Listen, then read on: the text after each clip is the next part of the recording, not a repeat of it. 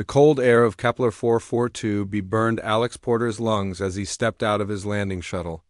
The desolate moon stretched endlessly before him, covered in jagged rocks and strange purple crystals that glowed faintly in the dim light of the distant star. Alex pulled his scanner from his belt and watched the numbers dance across the small screen. The reading showed exactly what he hoped to find: rare mineral deposits that could change everything humans knew about deep space exploration. Alex had been a marine biologist for 15 years before joining the crew of the Starbound. Most people thought he was crazy for leaving Earth's beautiful oceans to study lifeless rocks on distant moons. But Alex knew that understanding these alien worlds was the key to humanity's future among the stars. Every sample he collected brought them closer to finding planets where humans could build new homes. The purple crystals crunched under his boots as he walked toward a large formation near the horizon. His suit systems hummed quietly, keeping him warm and providing fresh air in the thin atmosphere. The Starbound orbited high above, its crew waiting for his report. Captain Johnson had given him 6 hours to collect samples and return to the ship. Alex planned to make every minute count. Something moved behind the crystal formation. Alex froze, his hand instinctively reaching for the emergency beacon on his chest. According to all their scans, this moon was completely dead. No plants, no animals, no signs of life anywhere. But something large had definitely shifted between the towering purple spires. He took a careful step forward, raising his scanner to get a better reading. The device immediately started beeping frantically, detecting massive biosignatures just 50 meters away. Alex's heart pounded as he realized he was not alone on this supposedly empty world. A low growling sound echoed across the barren landscape. From behind the crystal formation stepped a creature unlike anything Alex had ever seen. It stood 12 feet tall on powerful hind legs, covered in thick, armor-like scales that gleamed with an oily black sheen. Razor-sharp claws extended from its massive hands, each one longer than Alex's entire arm. Its head was elongated like a valve's, but much larger, with rows of gleaming fangs visible even from a distance. Alex recognized the creature immediately from the warning files every deep space explorer had to memorize. It was a Vorthak, one of the most feared predators in known space. These monsters had wiped out entire colonies, shredding through military defenses like paper. Every spacefaring civilization had the same policy regarding Vorthaks: shoot on sight. No exceptions, but this Vorthak was different. Dark blood oozed from multiple wounds across its body, and one of its arms hung at an odd angle. The creature moved slowly, obviously in great pain. On its broad back, 2 much smaller shapes clung desperately to its scales. Alex's breath caught in his throat as he realized what he was seeing. The injured Vorthak was carrying cubs of babies that looked like miniature versions of their massive parent. The little ones were tiny, probably no bigger than house cats, with soft gray fur instead of armored scales. Their large eyes darted nervously around the alien landscape. The adult Vorthak took another step forward, and Alex expected to die. Every instinct screamed at him to run, to call for emergency extraction, to do anything except stand there watching his death approach on clawed feet. But the creature's movements were strange. Instead of the aggressive posture described in the military files, this Vorthak moved with careful, almost gentle steps. When the distance between them closed to just 10 meters, the Vorthak stopped. It looked directly at Alex with intelligent, golden eyes that seemed to pierce right through his environmental suit. Then, to Alex's complete amazement, the creature slowly lowered itself to the ground. Moving with obvious pain but deliberate care, the 2 cubs on its back chirped softly, their tiny claws gripping their parents' scales as they were lowered toward the rocky surface. The adult Vorthak made a series of low, rumbling sounds that almost seemed like words in some unknown language. Its massive head turned toward Alex, then toward the cubs, then back to Alex again. Understanding hit Alex like a physical blow. This dying creature was trying to communicate with him. The wounds covering its body looked like they came from a fight with another Vorthak, probably a territorial battle that this one had lost. Now, with its life draining away on this cold moon, the parent was looking for someone to care for its young. The Vorthak gently nudged its cubs toward Alex with its uninjured arm. The little ones huddled together, making soft, whimpering sounds that tugged at Alex's heart despite his fear.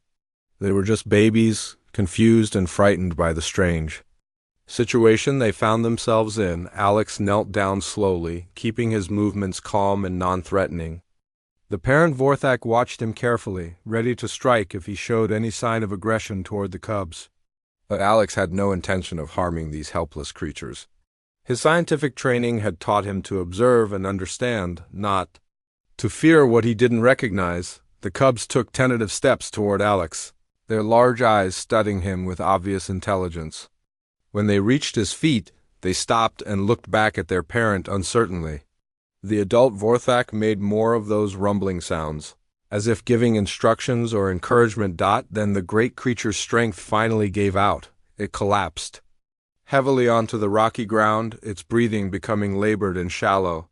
The golden eyes fixed on Alex one last time, and in them, he saw something that changed his understanding of everything he thought he knew about Vorthaks. He saw hope, trust, and a desperate parent's love for their children. With its final breath, the Vorthak pushed the cubs closer to Alex and made one last soft rumbling sound before going still. Alex stared at the two tiny creatures, now huddled at his feet, orphaned on a dead moon millions of miles from everything they had ever known.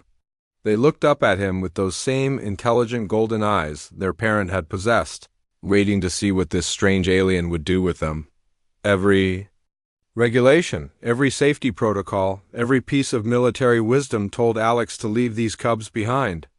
Vorthaks were killers, monsters that would grow up to threaten human colonies and space stations. But as he looked down at the frightened babies pressing against his boots for warmth, Alex could only see two helpless children who had just lost their parent.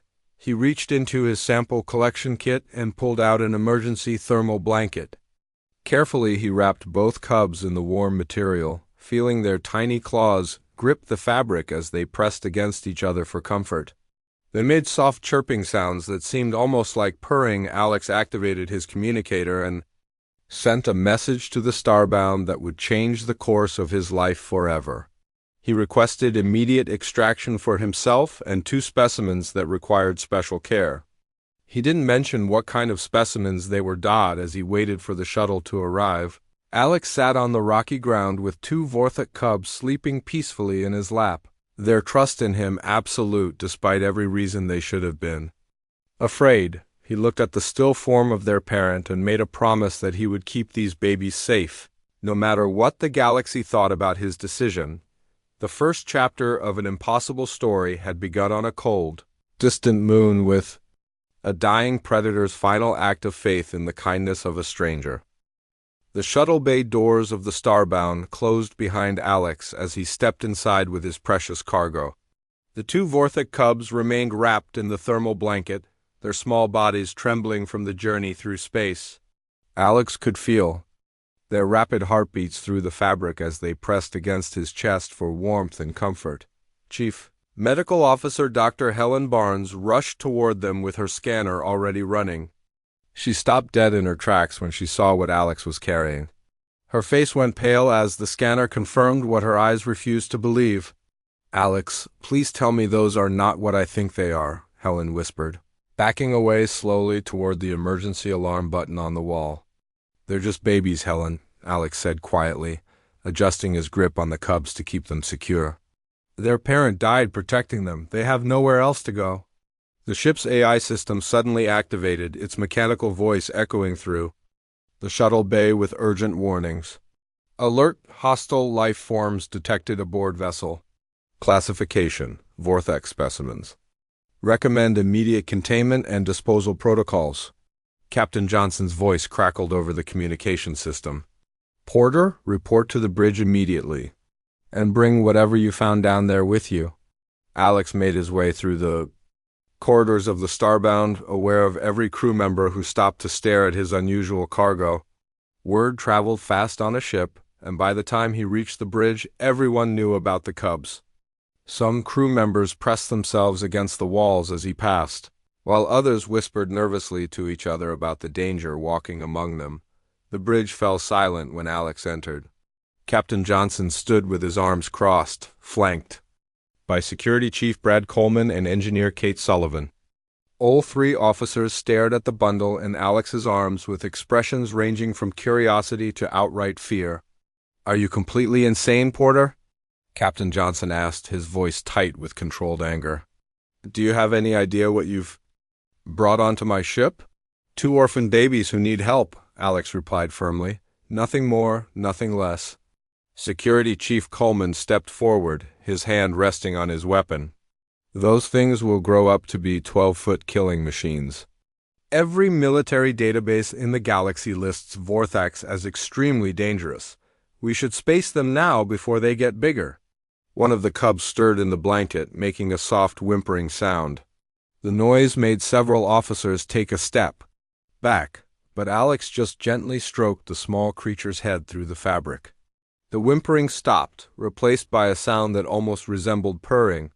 "Look at them," Alex said, carefully opening the blanket to reveal the two cubs. They were even smaller than he remembered, with soft gray fur and large golden eyes that darted nervously around the bridge. "They're terrified and alone. Their parent trusted me to keep them safe." Engineer Sullivan moved closer, her scientific curiosity overcoming her fear. "They're actually kind of cute," she said softly. "I've never seen a baby Vorthak before. I didn't even know they had cubs." The ship's AI interrupted again with its cold mechanical assessment. "Warning, Vorthak. Cubs typically reach combat effectiveness within 6 standard months. Current specimens show developing claw formations and enhanced muscle density. Recommend immediate disposal." "Can someone shut that thing up?" Alex snapped, pulling the blanket tighter around the cubs as they pressed against him for protection. "Captain." Johnson studied the small creatures for a long moment before speaking. "The AI is right, Alex. These things will become dangerous. Maybe not today, maybe not next week, but eventually they'll grow into predators that could threaten this entire crew. You're judging them based on their species, not their actions," Alex argued. "Every human child has the potential to become a criminal, but we don't condemn them for crimes they haven't committed." The smaller of the two cubs, the one Alex had started thinking of as Luna, looked up at him and made a soft chirping sound. Her tiny paw reached out from under the blanket and gently touched his hand. The contact was so gentle, so trusting, that even Security Chief Coleman seemed taken aback. "Sir," Engineer Sullivan said hesitantly, "maybe we could keep them contained while Alex studies them. We have empty cargo bay 7. We could set up a secure area there." "Absolutely not," Coleman protested. "The moment those things get loose, they'll tear through this ship like paper. I've read the reports from the Centauri colonies, whole families shredded to pieces." The larger cub, Nova, poked his head out of the blanket and looked directly at Coleman. Instead of showing aggression, the young Vorthak tilted his head curiously, studying the security chief's face with obvious intelligence. When Coleman moved his hand toward his weapon, Nova made a questioning chirp and retreated deeper into the blanket. "They're not attacking anyone," Alex pointed out. "They're curious about their surroundings, just like any young animal would be. Look at their behavior. Does this seem like mindless aggression to you?" Dr. Barnes entered the bridge with her full medical kit, having finally worked up the courage to examine the cubs. "I've been researching Vorthak physiology," she announced. "There's almost nothing in our databases about their early development. We could learn so much from studying them." "This isn't a research project, Helen," Captain Johnson said sternly. "This is a potential threat to every person on this ship. Everything is a potential threat," Alex replied. "These cubs could teach us things about Vorthak behavior that might prevent future conflicts. Maybe the reason Vorthaks attack other species is because we've never tried to understand them." Luna made another soft sound and extended her tiny paw toward Dr. Barnes, who was standing closest to Alex. The medical officer hesitated, then carefully extended one finger. The cub's paw was warm and surprisingly gentle as it briefly touched Barnes' fingertip before pulling back shyly. "They seem to be trying to communicate," Barnes observed, her scientific training overcoming her initial fear. That gesture looked almost like a greeting. The bridge fell quiet except for the soft sounds the cubs made as they settled more comfortably in their blanket. Both young Vorthax seemed to sense the tension in the room but showed no signs of aggression or fear beyond natural wariness of strangers. Captain Johnson walked to his command chair and sat down heavily, rubbing his temples as he considered the impossible situation. 1 week, he finally said. You get 1 week to prove these creatures can be safely contained and studied. But they stay in Cargo Bay 7 under constant guard, and at the first sign of aggressive behavior, they go out the airlock. Alex felt relief wash over him as he realized he had won a temporary victory. Thank you, Captain. I promise you won't regret this decision. I already regret it, Johnson muttered. But maybe you're right about trying to understand them better. Just don't let sentiment cloud your judgment, Alex. If these cubs become dangerous, even you won't be able to protect them. As Alex carried Luna and Nova toward their new temporary home in Cargo Bay 7, he could feel their small hearts beating against his chest. They trusted him completely, looking to him for protection and care in a hostile universe that saw them only as monsters waiting to happen. He had 1 week to prove that understanding could triumph over fear, that these two small creatures represented hope rather than danger. The future of human-Vorthak relations might depend on how well he could care for 2 orphan babies, who had already lost everything once. The real test was just beginning. 3 months had passed since Alex brought Luna and Nova aboard the Starbound, and the cubs had grown considerably. They were now the size of medium dogs, their soft gray fur beginning to show darker patches that would eventually become the armored scales of their adult form. Their claws had grown sharper and their movements more coordinated, but they still followed Alex around Cargo Bay 7 like devoted puppies. The week Captain Johnson had given Alex to prove the cubs were safe had stretched into months as the small Vortex demonstrated intelligence that amazed everyone who observed them.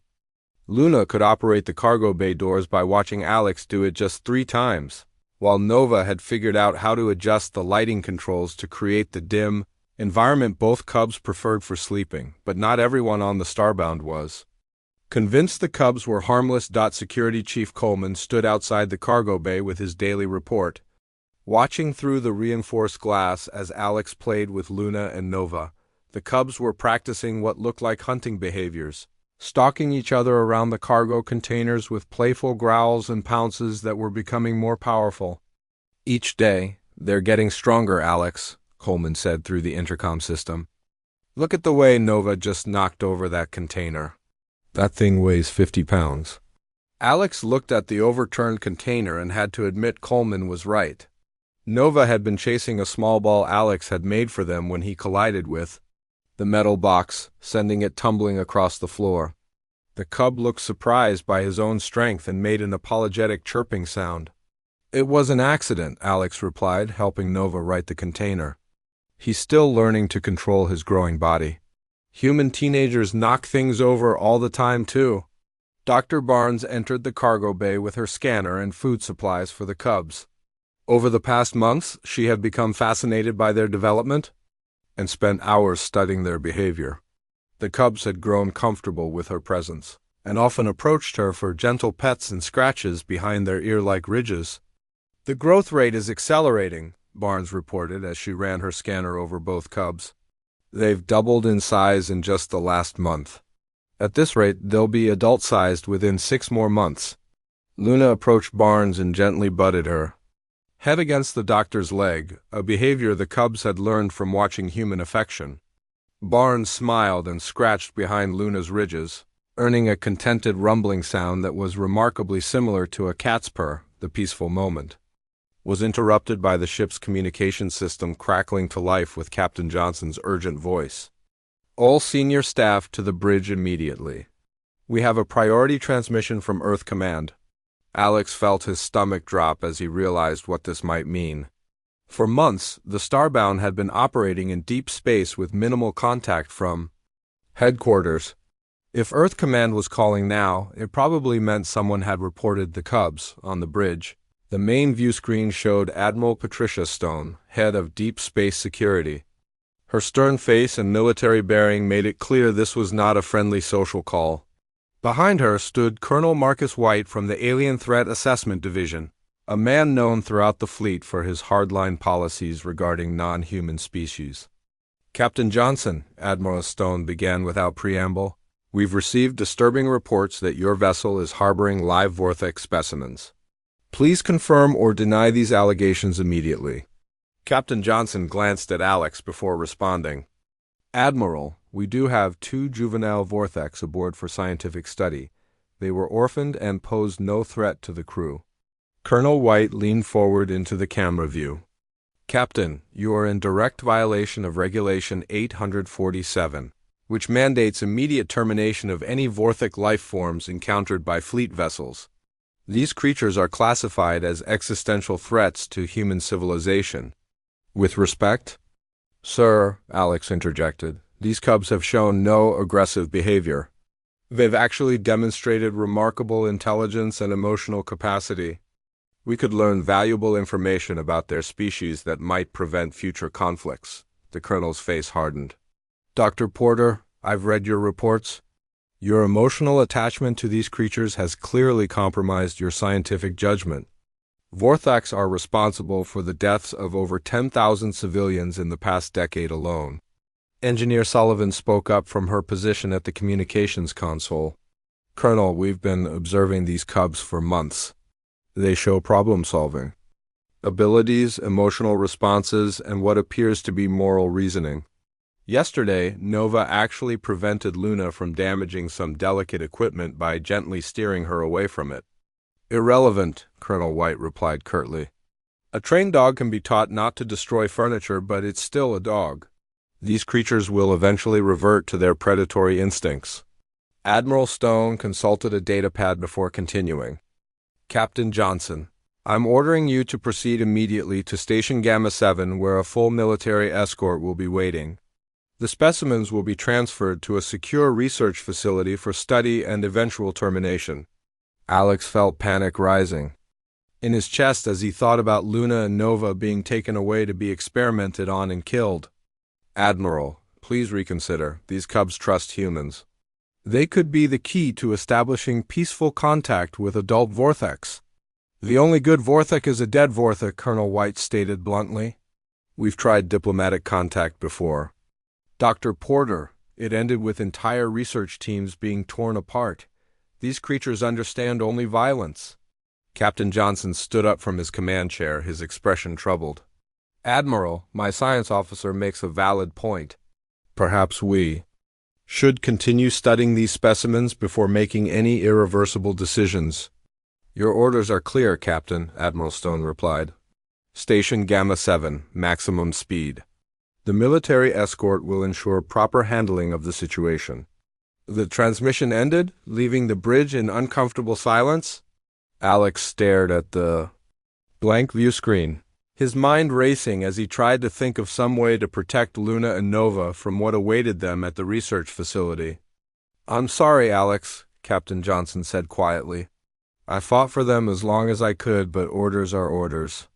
Alex nodded numbly and made his way back to Cargo Bay 7, where Luna and Nova were waiting for him with excited chirps and playful movements. They had no understanding of what was coming, no knowledge that their days of safety and care were numbered. Luna approached Alex and gently took his hand in her mouth, a gesture of affection she had developed over the months. Her growing fangs were careful not to puncture his skin, demonstrating the precise control she had learned. Nova joined them, wrapping his increasingly powerful arms around Alex's waist in what could only be described as a hug as Alex held the 2 cubs close. Feeling their trust and affection, he made a decision that would change everything. He could not let these innocent creatures be taken away to die for crimes they had never committed. Punished for the actions of their species rather than judged by their own character, the Starbound was still 3 days away from Station Gamma 7. And Alex intended to use every minute of that time to find a way to save Luna and Nova, even if it meant defying direct orders from Earth Command. He would not abandon the 2 beings who had taught him that understanding could overcome fear, The cubs looked up at him with their large golden eyes, unaware that their human guardian was already planning something that would be seen as treason by his own species. But Alex knew that some bonds transcended military regulations, and some truths were worth fighting for regardless of the consequences. Time was running out, and desperate measures were about to become necessary. The emergency alarm shrieked through the corridors of the Starbound as Alex raced toward the bridge with Luna and Nova following close behind him. The cubs had grown large enough that their claws clicked against the metal flooring with each step, and their powerful muscles rippled beneath their developing armor-like scales. They sensed Alex's urgency and stayed pressed against his sides, ready to protect him from whatever danger lay ahead. 2 days had passed since Admiral Stone's transmission, and Station Gamma 7 was now just hours away. Alex had spent those days trying to think of a way to save Luna and Nova from their planned execution, but every option seemed impossible. Now something else was happening, something that might change everything. On the bridge, Captain Johnson was coordinating with his officers as multiple screens showed tactical data and emergency communications. The source of the crisis became clear as Alex studied the displays. A civilian research station called Deep Blue Laboratory was under attack by a fleet of pirate vessels. "Status report," Alex called out as he arrived with the cubs, who immediately positioned themselves between him and the nearest armed security officers out of protective instinct. Engineer Sullivan looked up from her communications console with worry written across her face. 3 pirate cruisers ambushed Deep Blue Laboratory 40 minutes ago. They're demanding all research data and threatening to kill the 47 civilian scientists if their demands aren't met. Security Chief Coleman studied the tactical display with professional interest. The pirate ships outgun us badly. Even with our military escort from Station Gamma 7, we're looking at a difficult fight. Those raiders have enough firepower to take out both our ships. Captain Johnson turned to face Alex and the cubs, his expression grim. The escort vessel Thunderbolt is already engaging the pirates, but they're taking heavy damage. We're the only other ship in range to help, but our chances aren't good. Luna made a soft questioning sound and looked up at Alex, sensing the tension in the room. She had learned to read human emotions over the past months and could tell that something serious was happening. Nova pressed closer to Alex's other side, his golden eyes studying the tactical displays with obvious intelligence. Dr. Barnes entered the bridge with her medical supplies, ready to treat casualties from the coming battle. She paused when she saw Luna and Nova, noting how they had positioned themselves protectively around Alex. They know something dangerous is happening. She observed quietly. The communication system crackled to life with a desperate message from Deep Blue Laboratory. The voice belonged to Dr. Janet Foster, the station's director, and it was filled with terror. "This is Deep Blue Laboratory calling any vessels in range. The pirates have broken through our outer defenses and are boarding our station. They've already killed 6 of our security staff. Please, if anyone can hear this, we need immediate assistance." Alex looked down at Luna and Nova, seeing his own reflection in their large golden eyes. An impossible idea began forming in his mind, something so crazy that it might actually work. The cubs had grown strong enough to bend metal with their bare hands, fast enough to move through corridors faster than any human could follow, and smart enough to understand complex situations. "Captain," Alex said slowly, "what if there was another way to help those people? What if we didn't have to win a space battle to save them?" Captain Johnson frowned at the suggestion. "What are you thinking, Alex?" Alex knelt down between Luna and Nova, placing his hands gently on their heads. Both cubs looked at him with complete trust, waiting to see what he needed from them. These cubs could get aboard those pirate ships through the emergency airlocks. They're strong enough to disable weapon systems and fast enough to avoid getting shot. "Absolutely not," Security Chief Coleman protested immediately. "Those things might turn on the hostages. We can't trust predators in a combat situation." "They're not predators," Alex replied firmly. "They're my family, and they understand the difference between protecting innocent people and causing harm." Luna made a soft rumbling sound and gently pressed her head against Alex's hand as if trying to comfort him. Nova stood up on his hind legs and placed his powerful arms around Alex's shoulders in the hugging behavior he had learned months ago. Engineer, Sullivan spoke up from her position at the communications console. Alex, even if the Cubs could disable the pirate ships, how would they know which people are hostages and which ones are pirates? The same way they know which crew members on this ship are friendly and which ones are nervous around them, Alex explained. They read body language, vocal tones, and emotional states better than most humans do. Dr. Barnes stepped forward with her scanner, running a quick analysis of both Cubs. Their physical development has accelerated beyond my projections. Luna could probably tear through a bulkhead door with her claws, and Nova's muscle density suggests he could lift over 300 pounds. Another desperate transmission came through from Deep Blue Laboratory, this one filled with screaming and the sound of weapons fire. The pirates were systematically moving through the station, and time was running out for the trapped scientists. Captain Johnson studied the tactical display one more time before making his decision. Alex, if we try this and those Cubs hurt innocent people, it will be the end of any hope for peaceful relations between humans and Vortex. And if we don't try it, 47 innocent people will die while Luna and Nova get executed at station. Gamma 7, Alex replied. At least this way, they have a chance to prove what I've always believed about them. Alex turned to face Luna and Nova directly, speaking to them in the gentle tone he had used since they were tiny cubs. There are people in danger who need help. Bad people are hurting good people, and only you two are fast and strong enough to stop them. Do you understand? Both Cubs tilted their heads in the way they did when processing complex information. Nova made a questioning chirp and pointed toward the tactical display showing the pirate ships. Luna sniffed the air and made a low growling sound that Alex had learned meant she was ready for action. They understand, Dr. Barnes said in amazement. Look at their body language. They're preparing for a mission. The communication system activated again with another message from the escort vessel Thunderbolt. Starbound, this is Captain Miller. We've taken critical damage and are losing life support.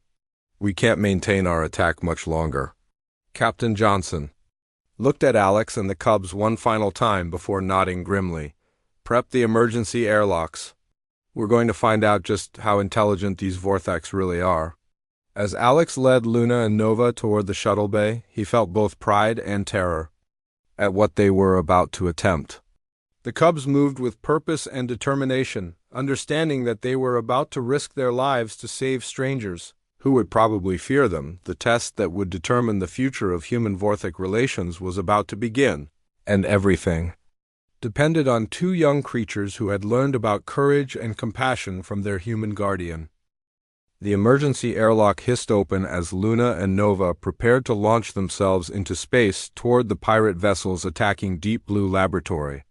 Both Cubs had grown into magnificent creatures, their bodies now covered in the beginning stages of natural armor plating and their claws sharp enough to cut through metal.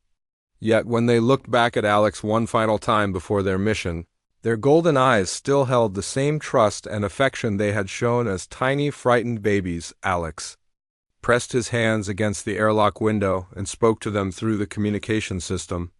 Remember everything I taught you. Protect the innocent people and stop the bad ones, but don't kill unless you have absolutely no choice. Luna pressed her own hand against the glass from the other side, her claws carefully retracted so she wouldn't scratch the surface. Nova made the soft rumbling sound that Alex had learned was their way of saying they understood. Both Cubs moved to the outer door and waited for the launch sequence to begin. On the bridge, Captain Johnson monitored the tactical situation as the Cubs prepared for their unprecedented rescue mission. The escort vessel Thunderbolt was barely staying in the fight, its weapon systems failing and life support running on emergency power. The three pirate ships continued their assault on Deep Blue Laboratory, while their boarding parties terrorized the trapped scientists inside. Launching Cubs now, Engineer Sullivan announced as she activated the airlock sequence. Luna and Nova shot out into space like living missiles, using their powerful legs to propel themselves toward the nearest pirate vessel, their natural armor protected them from the vacuum of space, and their enhanced lung capacity allowed them to hold their breath for the short journey between ships. The Cubs moved with incredible speed and precision, reaching the pirate cruiser in less than 30 seconds. Alex watched through the tactical display as they located the emergency airlock and began forcing it open with their combined strength. The metal door, designed to withstand normal boarding attempts, bent and twisted under their claws until it gave way with a screech that could be heard even through the vacuum of space. Inside the pirate ship, chaos erupted as Luna and Nova began their rescue operation.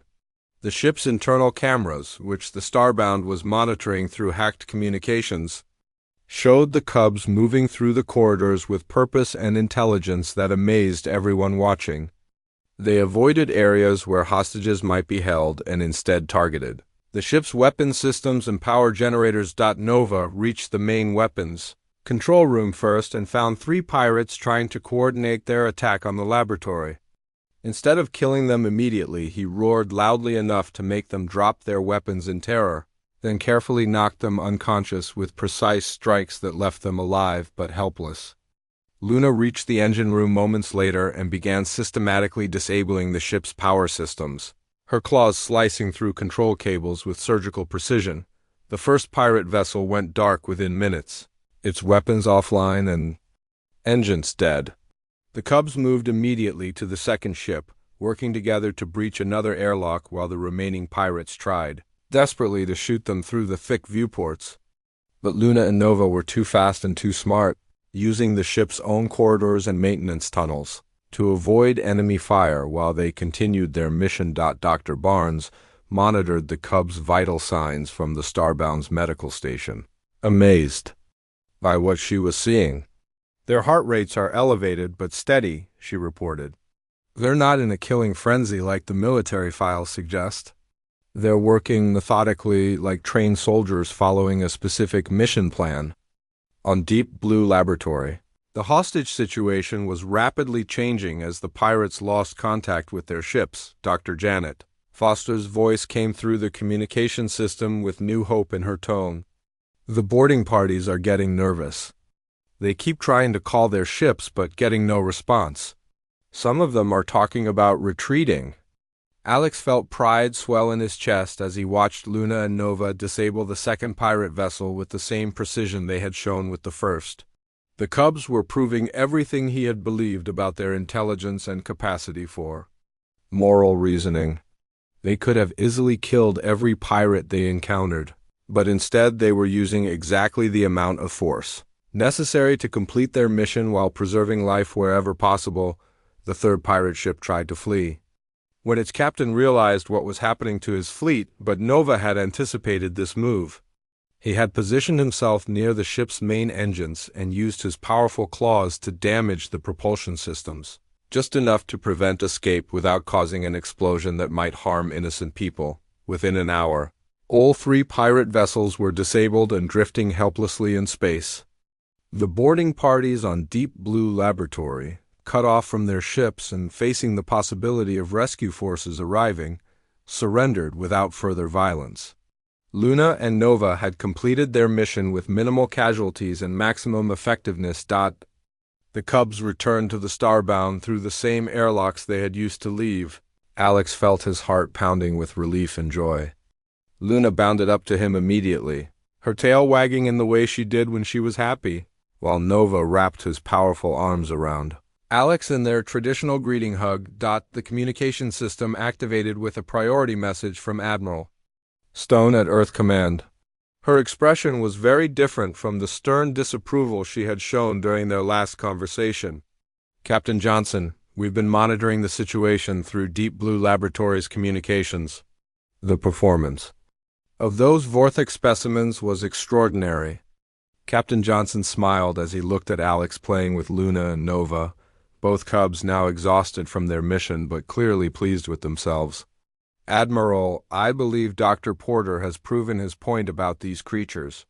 They're not mindless killers, they're intelligent beings capable of heroism and moral judgment." Colonel White appeared on the screen beside Admiral Stone, his previous hostility replaced by amazed respect. "Dr. Porter, I owe you an apology.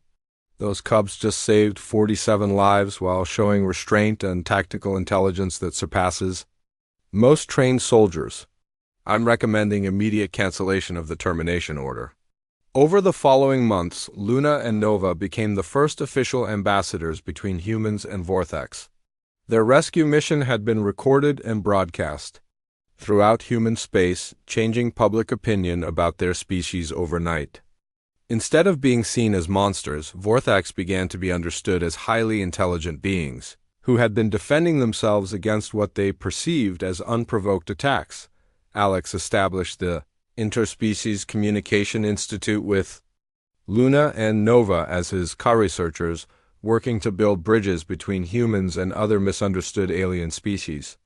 The cubs, now fully grown but still devoted to their human guardian, helped facilitate first contact with wild Vortex packs who had been avoiding human space for decades, the story that began with a dying alien parent's desperate trust in a human stranger had grown into something that changed the galaxy forever. Fear had been replaced by understanding, prejudice had given way to friendship, and two species that had seen each other as enemies learned to work together toward a better future. As Alex watched Luna and Nova teaching young human children about their species while adult Vortex shared their knowledge with human scientists, he remembered the moment on that cold moon when everything had started. A parent's love for their children had transcended species barriers and shown that compassion was truly universal. The most dangerous predators in the galaxy had become its greatest teachers, and humanity's greatest strength had proven to be their ability to see past fear to the truth that lay beneath.